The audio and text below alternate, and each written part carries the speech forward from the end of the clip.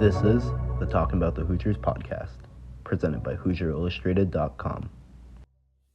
Hello, ladies and gentlemen. Welcome back to the Talkin Bout The Hoosiers podcast, presented by HoosierIllustrated.com. I'm joined by Kyler Staley. I'm Drew Rosenberg. We have a big show today with a lot to talk about. IU basketball, Big Ten schedule is out.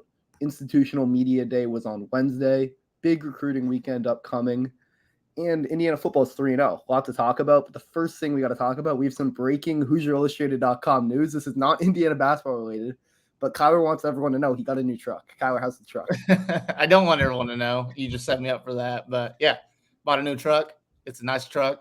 2012, only 100K miles on it. So got a good deal on it. I love it. The only thing is that it is Kentucky blue. So Indiana fans might not like that, but hey, we can just say it's Indianapolis Colts blue. How about that? So yeah, that's what I would have used. But I mean, we're both Patriots fans. I know the people of the podcast probably aren't going to like that, but you know, yeah. True. I mean, we're Patriots fans. You're actually from Boston. I grew up in Indiana, so there's no reason for me to be a Patriots fan. So that's the best part about it. But yeah, you mentioned it. A lot to talk about today. This might actually be one of our more loaded shows that we've done in a while. But it's good though that we've actually been pretty consistent with the podcast and everything too. So, but this one by far, the last few weeks, this is our biggest episode yet, I would say. Yeah, and I also want to make a point for those of you guys who are watching at home. I see the comments. I see like we're making adjustments based on what you guys recommend and what. But if there's something you want us to talk about, if you guys have questions, feel free to put them in the comments. And if we see them, we're going to talk about them on the podcast if we think it's something that could be cool to talk about. So yeah, for sure. For sure. And honestly, we'll probably maybe in the next couple of weeks, we'll have a podcast where you just send in questions and stuff and we'll answer them and everything. But we'll kind of play that out, but it is coming. So just, have your questions ready, whether it be football, basketball related, recruiting related, we'll answer them and everything. But yeah, thanks for listening and, continue to listen to us. We really appreciate it. Yeah, as always. Thank you guys. But let's jump into Indiana basketball. The Big Ten schedule is out. We're recording this Thursday afternoon. The schedule dropped, I want to say 15 minutes from now. So we really waited to start this podcast right when the schedule dropped. And my first takeaway, there's no trip to California for Indiana. No, UCLA and USC both come to Bloomington. Neither team has a home game against IU. IU, the only will travel to Washington and Oregon, and the way the schedule sets it up, 3 days apart. So it seems like IU will stay out on the West Coast of that trip. So kind of makes sense the way the schedule was shaping out with those 4 West Coast teams. Kyler, I guess for you, what were your kind of initial takeaways? Yeah, I want to start off with talking about the West Coast schools and everything. You mentioned it, no trip to California, which kind of sucks because you kind of wanted to see Indiana, historic program like that play at UCLA or something like that. But I'm sure that'll happen next year. But I noticed a trend. I was watching the Big Ten release with all the teams and stuff, and it seems like the East Coast teams that go out to the West Coast, they're playing back-to-back road games and stuff, so they can stay out in that area. Whether it be a 3-day gap or whatever. Indiana's no different, but obviously they don't go out west, which is until March 1st. So, which that's kind of a long time, down the road and stuff. It'll definitely be different, but I think initial takeaways from this, as far as difficulty, I think it's a pretty strong schedule. There's definitely not really any, maybe other than maybe the first 5-6 games or so.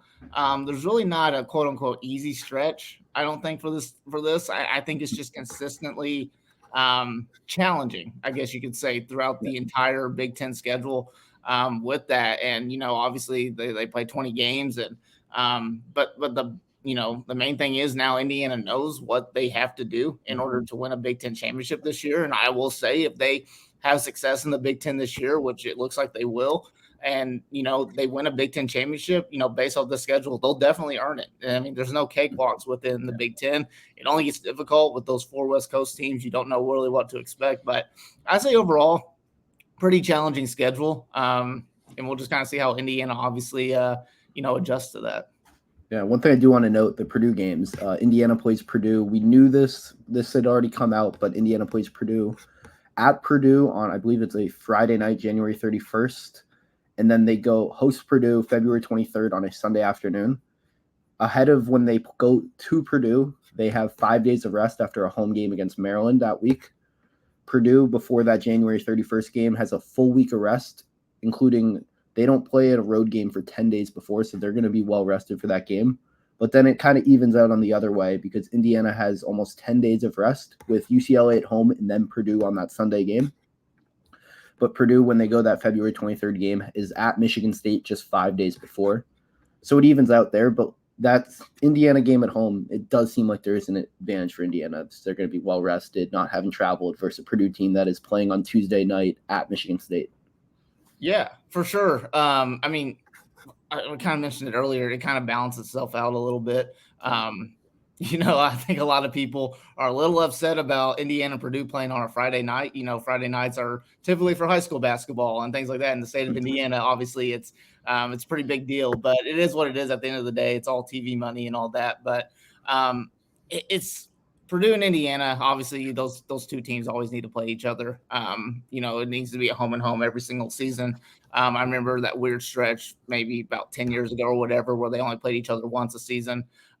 Very, very weird and everything like that. But, it's definitely going to be a challenge as well. Mike Woodson needs to really prove, that he can beat his rival. Last year was pretty pathetic in both games versus Purdue. Complete blowouts, especially at Assembly Hall. That should never happen, especially against your number one rival. It just should never happen. So a lot to prove with this Indiana team, especially when they play Purdue. In the Big Ten. Obviously, I think Indiana on paper's got the better team this year, but Purdue returns a bunch of key starters from last year, guys that were key players on that championship team or championship game team. So, I think it's balanced for the most part, but obviously, we'll just kind of see what happens. And I mean, Purdue's going to play tough. A lot of people think Braden Smith is going to be the Big Ten Player of the Year. I don't know if I think at least for me, it's way too early to make that prediction. I wouldn't predict that, but I mean, Braden Smith is a very popular pick for Big Ten Player of the Year. It's Matt Painter. They're going to be well coached. It's going to be tough. And Woodson's, I think, 3-3 against Purdue, and he's going to look to get above 500. It's kind of funny, though, that we're looking at Purdue or Woodson, who's 3-3 against Purdue after Archie Miller couldn't beat them. And it's like, well, we actually want Woodson to be a lot better than he's been, which is funny to say because that's a better place than Indiana basketball's been in the last 4 or 5 years. Yeah, I mean, absolutely. So lots of proof against Purdue. And you mentioned it. A lot of people have already tabbed Braden Smith as the Big Ten Player of the Year. He will, no question, probably be the preseason Big Ten Player of the Year. He is the only guy that returns to the conference that was on the first team All Big Ten team last year. So I think a lot of that has to do with it. But, I mean, there's some guys on Indiana as well that, could be pushing for Player of the Year. I mean, you can go down the list, Malik Renew, Mackenzie Mbako, those guys, even a guy like a Miles Rice, those guys have stuff to prove as well with that. So that'll be kind of the next thing we look at is, the preseason awards, coming up. But now that we have the schedule, the non-conference schedule, very controversial in a lot of ways. So a lot of people think it's very, very easy for Indiana, but you got to rack up some wins. And I think Indiana's got to rack up some wins because you're going to go into Big Ten play. And wins are going to be very difficult to come by. So you've got to prove your worth and everything. You got to get the wins where you can. But I think overall, the schedule for Indiana basketball as a whole, non-conference and conference, is a balanced schedule, challenging schedule. But, if they are to go and, win a Big Ten championship, have a great seed in the NCAA tournament, they definitely earned it based off the schedule. Yeah, and it's exciting because it's like you can, smell it, you can taste it. Indiana basketball is close. We are almost there.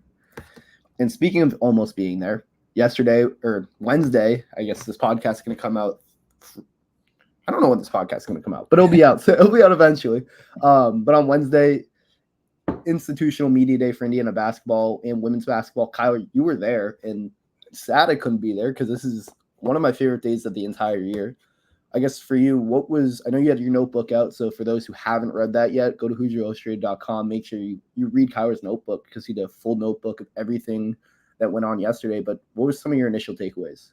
Yeah, I mean, this definitely is a fun day of the year for media. Like, they have the Big Ten media days and everything, but you can only get so much. But this is the third year in a row that Indiana basketball has put together this media day where we get to talk to not only Mike Woodson, but every single scholarship player from both the men's and women's teams. And that's also including Terry Moore and the women's coach as well. So I mean, yeah, I do have my notebook out, so you can obviously go read that, for a more in-depth, kind of breakdown of what I saw. But obviously, I think one of the big things that came out of media day yesterday was Mike Woodson talking about utilizing small ball more. Mm-hmm. And I think a lot of Indiana fans, when I tweeted that, a lot of people were quote tweeting it and everything like that. Seems like people are pretty excited, but a little bit hesitant to believe that Mike Woodson's going to actually do that.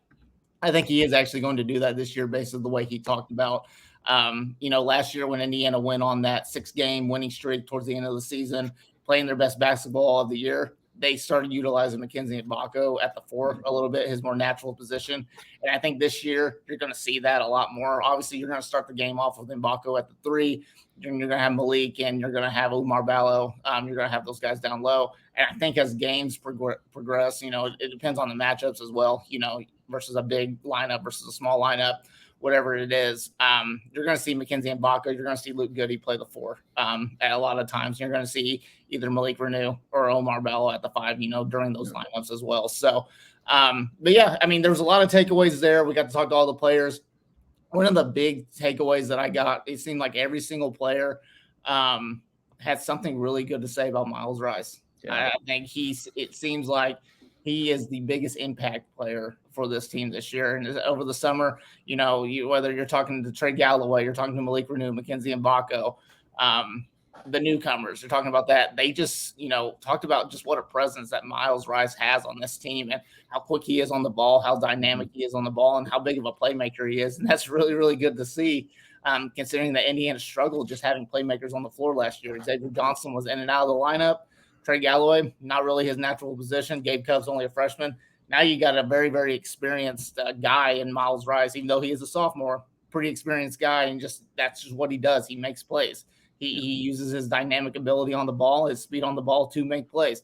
And not only Miles Rice, you've also got Kanan Carlisle as well. So people talked about him as well. So they seem really, really excited to have a player like that in their backcourt leading them. And I think it's only going to do them really, really good as the season progresses. Yeah, and it's kind of funny. A year ago, we're looking at Indiana's backcourt is one of the thinnest backcourts maybe in the country, if not just the Big Ten. I mean, really, it was going into the year to Xavier Johnson and Trey Galloway, the 2 proven guys in that backcourt. Leal stepped up, Gabe Cup stepped up. But now you go into the year, you're looking, okay, you got Trey Galloway coming back, Miles Rice, Kanan Carlisle, who have both showed it. They can play at high major programs. You also have Cups now as sophomore, and he's talked a lot about his growth. He talked about fixing that jump shot, I saw mention moving his left hand a little bit more off the side, which should help his jump shot because last year it really seemed like he was very passive with the ball. Yep. You have those 4. Ja'Kai Newton, who's not 100% yet, but working his way back from injury. Now you have 5 guys you can legitimately play at the guard spot versus last year. At times, you really only had 2 guys with Galloway and Cups. And I didn't even mention Leal. It's actually 6. So really, it's a great spot to be in. I mean, Woodson talked about, if they didn't have Xavier Johnson, but the problem was the way they built that roster last year was if someone goes down like Xavier Johnson did, they had no answer. And now if you lose a key guard, it's going to hurt because obviously it's going to hurt losing a key player, but you have guys now that can fill that role, whereas last year you didn't. Yeah, the depth was also talked about with Mike Woodson. I think he's really, really excited with the depth on this. Now, he was right. He's like, I can't, as the season goes on, you want to play 12 guys. You want to play 13 guys, throughout the whole season. But you just can't. That's not the nature of the business, is what he said. So, but it's great to have all these backup pieces. This roster is extremely balanced in a lot of ways, and it's very versatile in a lot of ways as well. You can put guys in different spots. You can play Luke Goody. Use him as an example. You can play him at the 2, 3, or the 4. I mean, that's crazy to think that they have a guy like that. And obviously, we know the versatility of Mackenzie Mbako and those guys, Trey Galloway, Anthony Leal, those guys as well. Talking to also Anthony and Gabe Cups and a few other of the returners and stuff, they talked about how they were kind of big recruiters this offseason to get guys that help fill out this roster, to help balance out the roster. Mm-hmm. So they turned in to be one of the better recruiters out of this and stuff. But I will say one thing that really stood out to me was they talked about Bryson Tucker, the freshman, kind of the wild card of this team. That's kind of crazy. You've got a 5-star wing coming in, and he's a wild card of a team. Usually you expect those guys to play. Sounds like he is going to play. Mike Woodson said that he's really proven himself, shown that he belonged this summer. So There's going to be a spot for him. Where that spot's going to be, I don't know. But he's another versatile player that he can handle the ball. He can play off the ball. He can play in the post a little bit as well. Obviously, we all know about his mid-range game. That's just kind of where he's at with that and everything. But very intellectual kid as well. Very smart kid, high IQ kid. If you listen to his interviews, very, very smart answers that he had, at his young age. So it was really fun, honestly, overall, just to talk to these players and stuff, and just you can feel the excitement in the air for this team. They're definitely a team that's excited to get on the floor. They're a team that has high expectations for themselves as well. And they all know their role for the upcoming season. They're all ready to go. And obviously, injuries aside, Trey Galloway, Ja'Kai Newton, even though they're not fully ready, looks like they're going to be ready before the season. So that's really good to hear as well. So Indiana's going to come in with a full roster this season. Hopefully, injury bug does not bite them as hard as it did last year at times. But if it does, or players are inactive for whatever reason, they got depth, they got balance, and they're not going to lose a step when a player's out for whatever reason. Yeah, and you mentioned the depth and how Woodson talked about you can't play everyone. I think he mentioned 8 guys is it's usually the number you see in college basketball, like a definitive 8. And it's funny, you look at the roster. I think you have a clear 7 guys, 8 if you include Tucker. But there's guys that we're leaving out. I mean, just looking at the projected lineup of Miles Rice, Carlisle, Mbako, Renew, and Ballo. So that's 5. Then you follow that up with Trey Galloway, Luke Goody, and Bryson Tucker, who John Rothstein had the report too. Tucker's continues to stand out. So that's 8 guys. And now you're leaving up Gabe Cupps and Anthony Leal, Langdon Hatton, Ja'Kai Newton, all guys who also can make an impact. So it's really going to be a battle to get on the floor. And I think that's really exciting for Woodson too, just in practices too, because guys are going to compete. They want minutes. And having that intensity, I mean, you see the best teams in college basketball, they battle each other. Iron sharpens iron is the old saying. And we're going to see that a lot with Indiana basketball. We're not going to see it. I guess we're going to more hear about it because it's going to be behind closed doors in practices. But that's what you want to see if you're a fan of Indiana basketball. Yeah, 2 things. One, starting with Gabe Cupps, it sounds like he is definitely going to be a part of this rotation this year. Mike Woodson talked really good about him. He said his competitive fire was at an all-time high this summer. We all know that he's a workhorse. He's in the gym before anybody else. He's the last person to leave.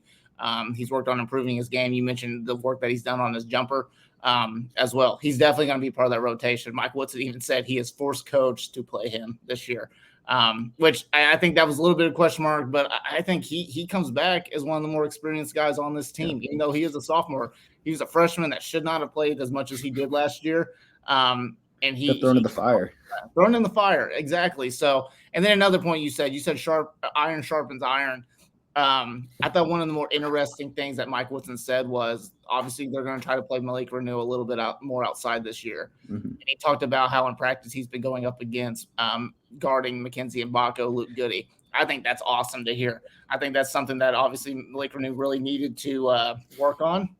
He looks a little bit more slimmed down as well, so he looks like he's ready to play physically that position that Mike Woodson wants him to play. But obviously, he's got to learn for his next step in development. He's got to learn how to guard, guys with that similar skill set, guys that are going to stretch the floor a little bit. That's just big for him. Those stretch fours, that's a guy that he needs to learn how to guard as well. And, guarding Mackenzie Mbako and Luke Goody, those are 2 perfect guys to do that in practice. So, man, I mean, just think about talking about it right now. It's just the versatility just stands out with this team. Yeah. It just really, really does. But obviously, at HoosierIllustrated.com, I got a full notebook as well and everything that we went to. We got all the interviews as well on there as you can check it all out and everything. But, media day was really, really good. You got to listen to all the players and whatnot. So it's exciting. Just a few more months, we're going to see some Indiana basketball again. Yeah.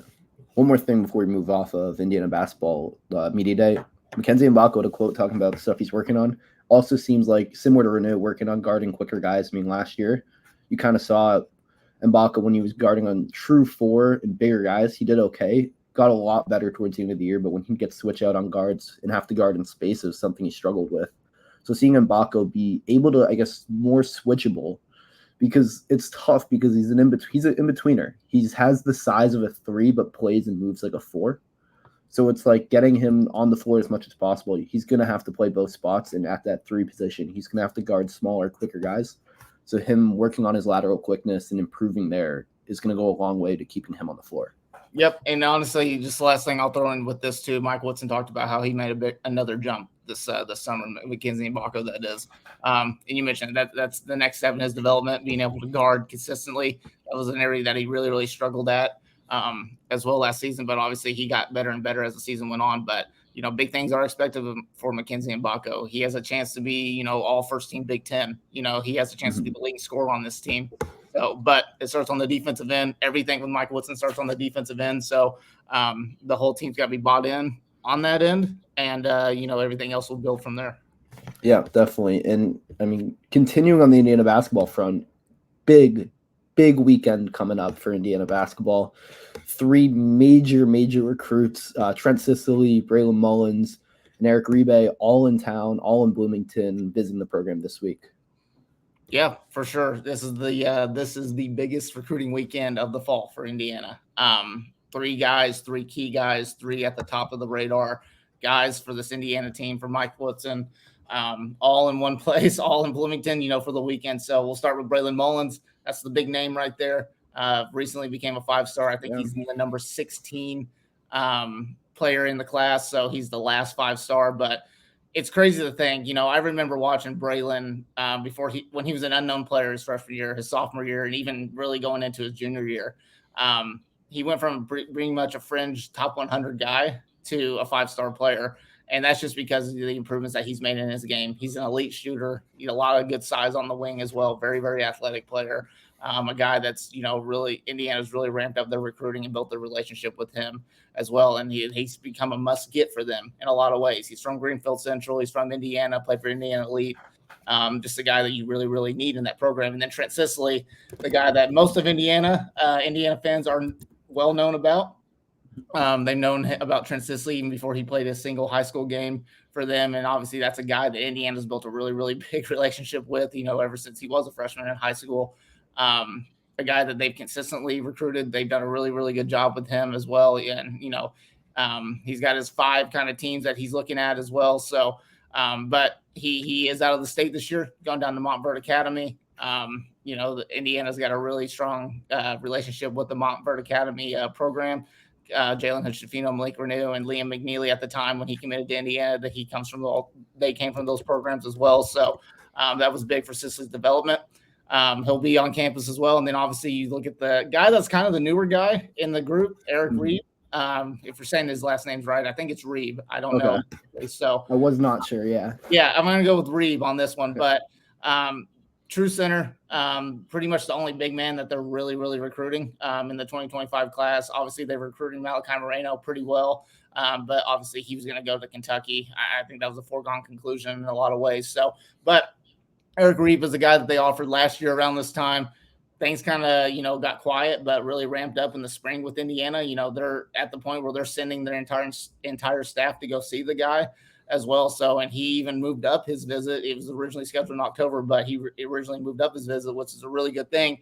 When you look at it, that means he really, wants to know about the Indiana basketball program. He wants to go on that campus visit as well. So this is a big weekend. I think starting this weekend, moving into the next couple of weeks, I think you're going to start seeing those dominoes start to fall. I think, when you look at the big 4 that Indiana's recruiting, those 3 guys that we mentioned, and Jalen Harrelson as well, I think those guys are going to be ready to commit soon. I'm not saying they're going to commit to Indiana, but I think they're ready to commit to a school sooner than later. And I think within the next week, you're going to see one of those first dominoes start to fall. And then after all that, all the other chips, all of those pieces, come together as well. So this is going to be a big weekend. This is the hard sell for Indiana. This is where you've got to put all your best pitch together. You got to land these guys. You got to at least land at least one of these guys as well. So be majorly important. Also, you want to keep those in-state players, in the state as well. So big weekend. There's going to be a lot to come out of it, I think, on Sunday. Yeah, and it's one of those things, you see programs do it often. They like having multiple recruits visit together. The Braylon Mullins, Trent Sicily connection, they play AU together, very well known. It's not neither of their first times coming to the program, but having Eric Reeb with them is something that's going to be really good to get a feel for guys. Reeb gets a feel with guys that really know the program. And they're going to get to know the program even better. So for, I guess, Indiana basketball, it's what you want. You want multiple top prospects. And you mentioned Jalen Harrelson, who visited earlier this fall. You land 3 of these 4 players, you had an unbelievable recruiting class. You land 2, still very good. You land 1, not what you're hoping for, but still solid. I mean, Indiana has a chance to have a really special recruiting class, and Woodson can kind of, shut up some of the haters that had been talking about how he didn't land a big recruit until late in the year like he did with Mackenzie Mbako, Bryson Tucker, especially after losing Liam McNeely. So for Woodson, this is really important, not just obviously building the future of the program, but it's also, I guess, re-engaging the fans and getting them back behind you as the recruiter, because there's definitely been some doubt with Woodson's ability to recruit high school kids.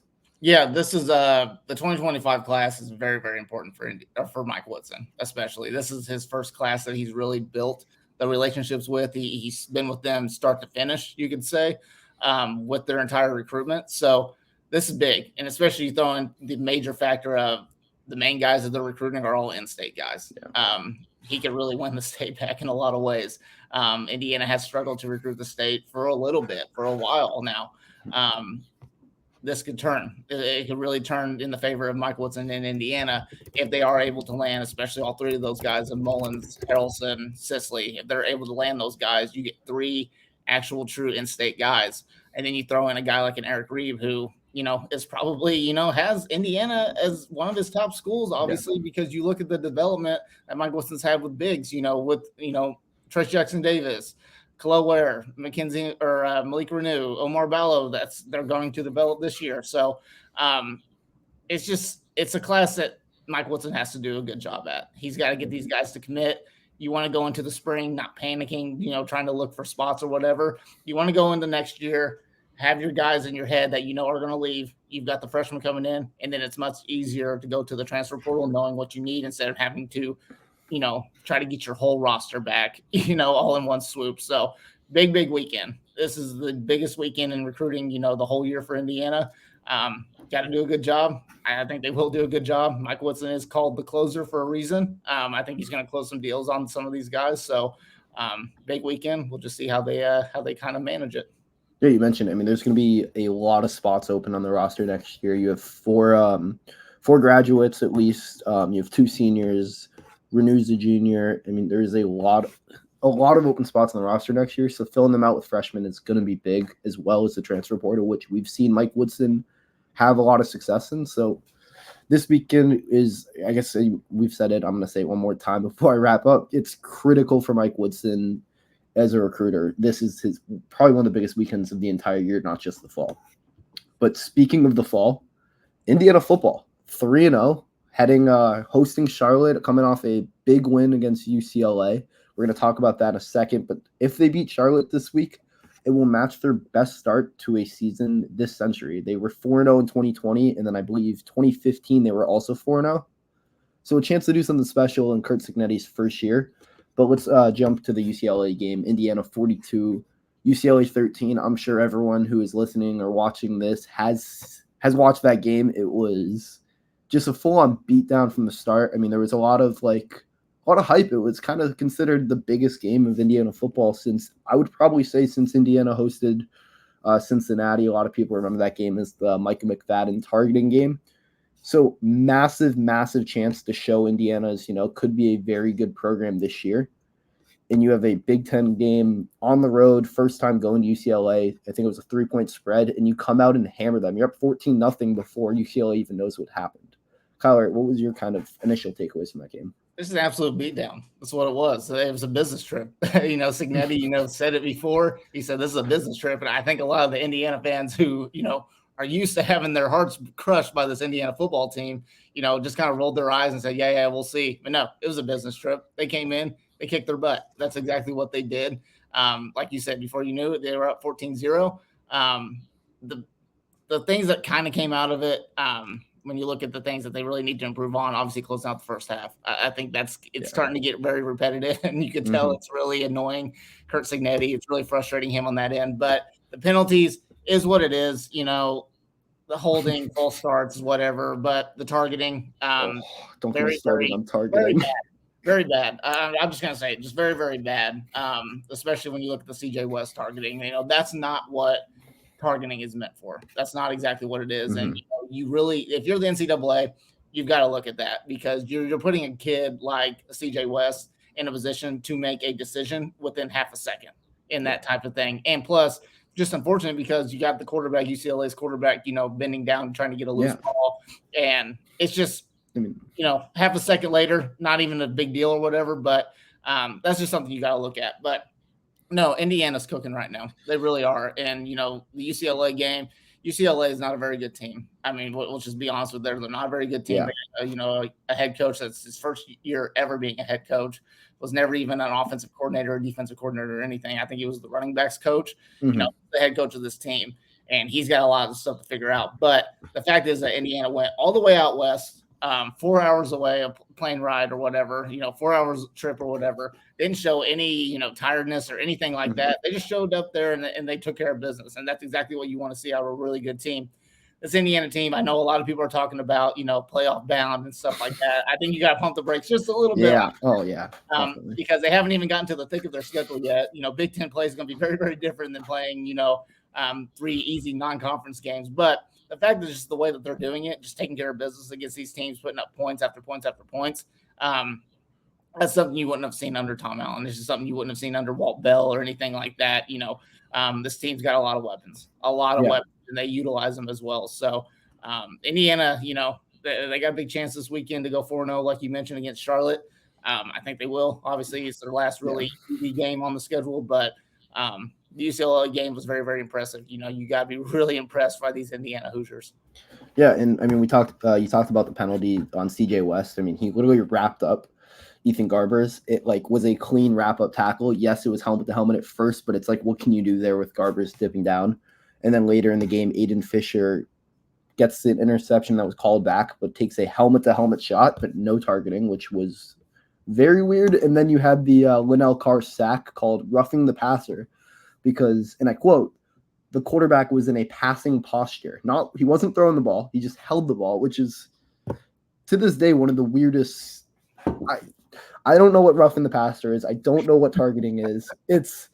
And that's dumb to say. It feels like 5 years ago in the NFL when you're talking about what is a catch. I don't know what targeting is. I don't know what roughing the passer is. Every time I see it, nobody knows what it is. That's just what it is. I mean, they've made this rule so complicated than what it needed to be. It was supposed to be intended, to protect the quarterback, protect the defenseless player.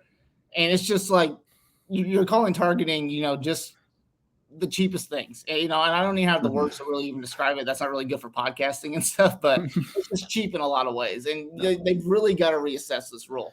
You got to be safe. Football is a very, very violent sport. Yeah. You've got to do that, but you also have got to take care of the kid in a lot of ways too. CJ West did not deserve to get thrown out of the game. That was just ridiculous or whatever. So you've got to, you got to use better judgment. If you're that referee, you got to use better judgment in a lot of ways. Yeah, now West is going to miss the beginning of the Charlotte game because of that targeting since it happened in the second half. Yep. I've been saying targeting, yes, it needs to be a rule, but there should be levels to it. I mean, for those who watch soccer, it's similar to a yellow card and a red card. I think if it's a very bad targeting, clear intention, helmet to head, bad, yes, eject the player. But if it's one of those CJ West things, CJ West should not have been ejected for that. Even if you throw the flag, he should not be ejected for that play. Maybe if he does it twice, like a yellow card, 2 yellow cards adds up to the ejection. I think that's a better way to go about it. But I mentioned the Micah McFadden game earlier. Indiana was up 14-0 against Cincinnati, and that targeting took the air out of Memorial Stadium. Did you notice what happened after the targeting plays or all those controversial calls for Indiana? Nothing changed. No momentum switched, nothing. Indiana continued to lock in. They stayed focused. They stayed disciplined. That's a sign. I think that's the new thing. Kurt Signet talked about being disciplined, staying focused, and it's a business trip. Indiana didn't lose their focus when a lot of teams easily would have. I mean, you have a huge momentum play, an interception, a sack, a big loss for yards. All of them erased by weird penalty calls. And what happens, Indiana football continues what they did and didn't give UCLA any room to breathe, which is a real big change for the program. Yeah, I mean, they had the mindset of this is BS. These calls are BS. Let's just hurry up and get out of here. And then they added like 3 more touchdowns on their way out. So, but no, I mean, the culture of Indiana is just so much different. And I mentioned it on our post game wrap up show that I did with John at HoosierIllustrated.com. I mentioned it. The excuses that the Indiana fans have, the hesitations that they have with this team. It needs to die because this team is not like your past teams. This is not the Tom Allen era. This is not the, we're just happy to be here, blah, blah, blah. Hope we win. It'll be great, morale booster or whatever. No, these guys are just here to win. They're here to win. And it's time for Indiana fans that, aren't packing the rock, as they say, and aren't going to Memorial Stadium, aren't going to these games, aren't staying the entirety of these games. It's time for that stuff to just stop. They need to be there and support this team because this team's on a mission.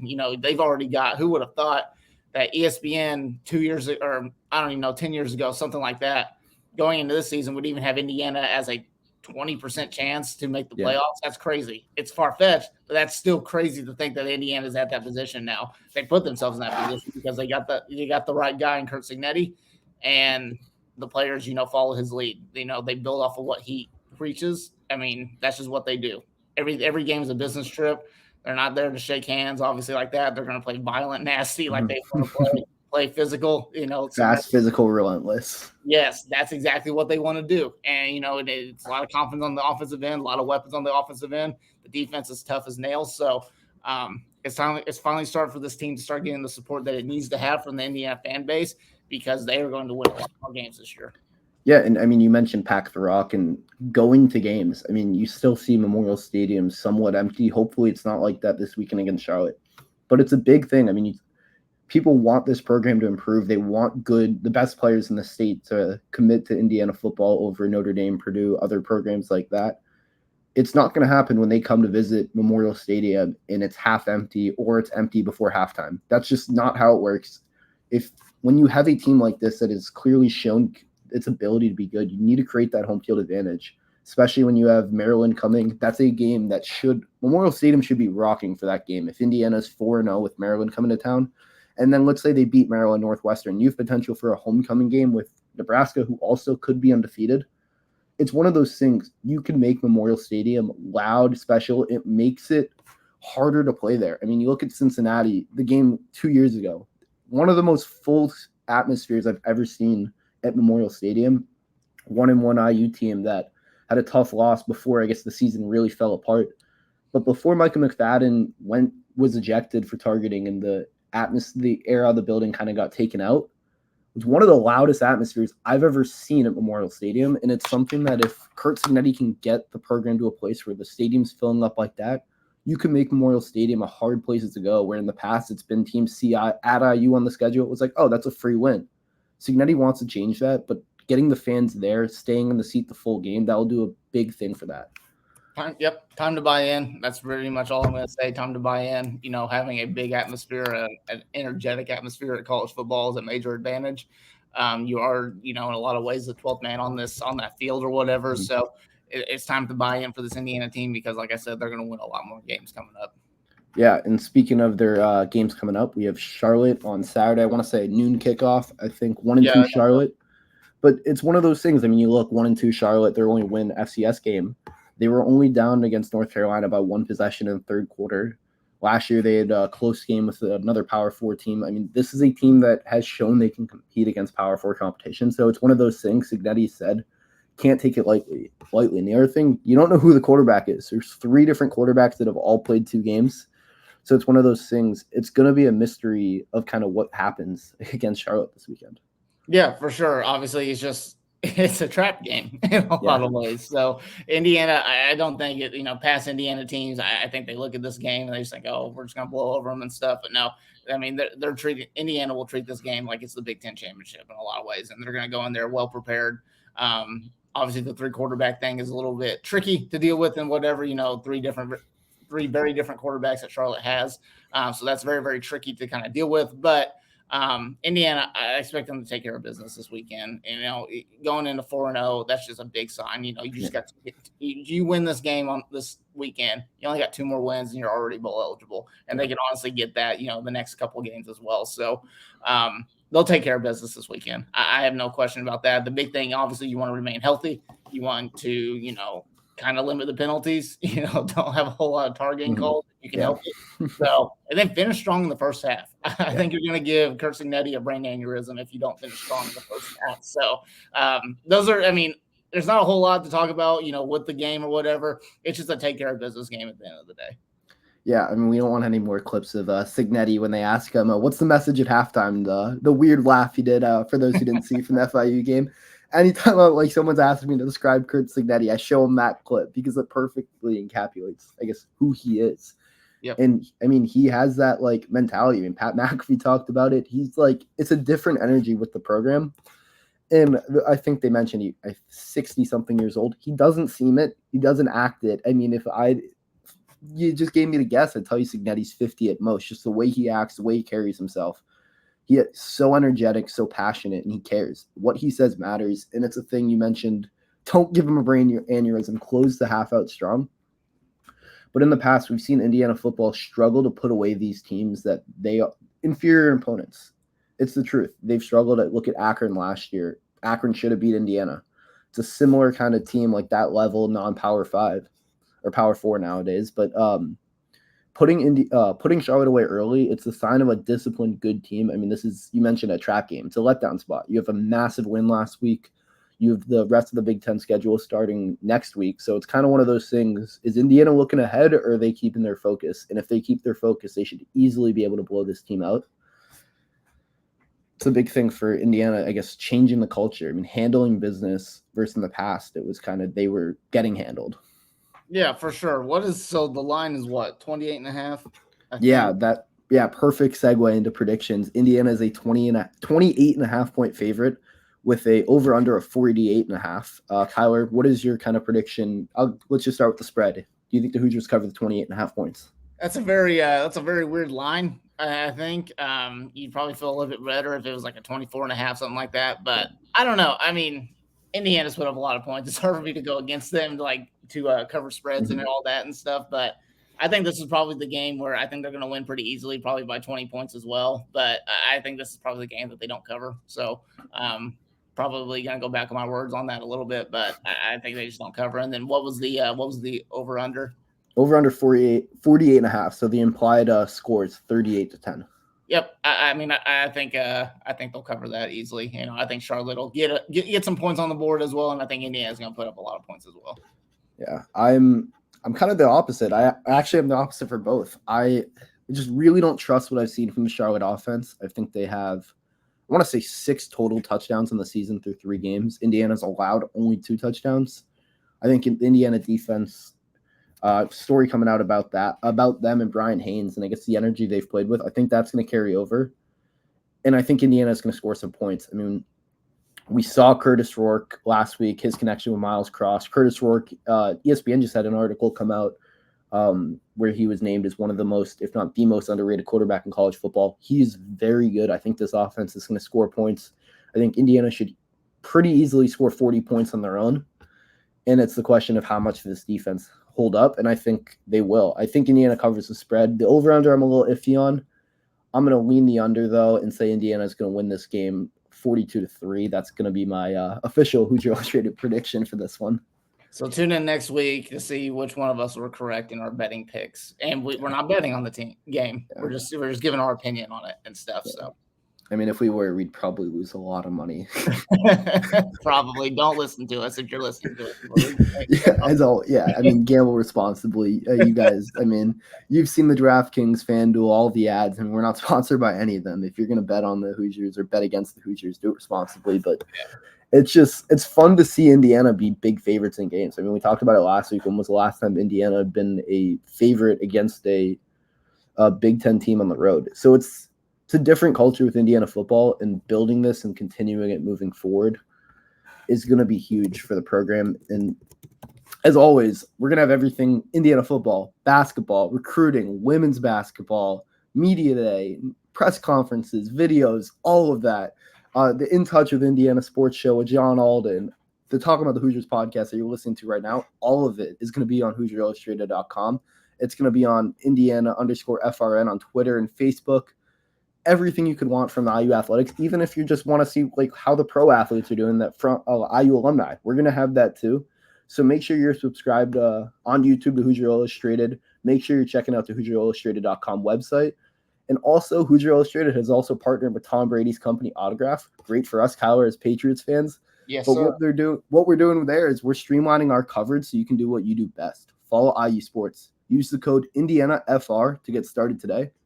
As always, thank you for tuning in to the Talking About the Hoosiers podcast. We'll be back next week.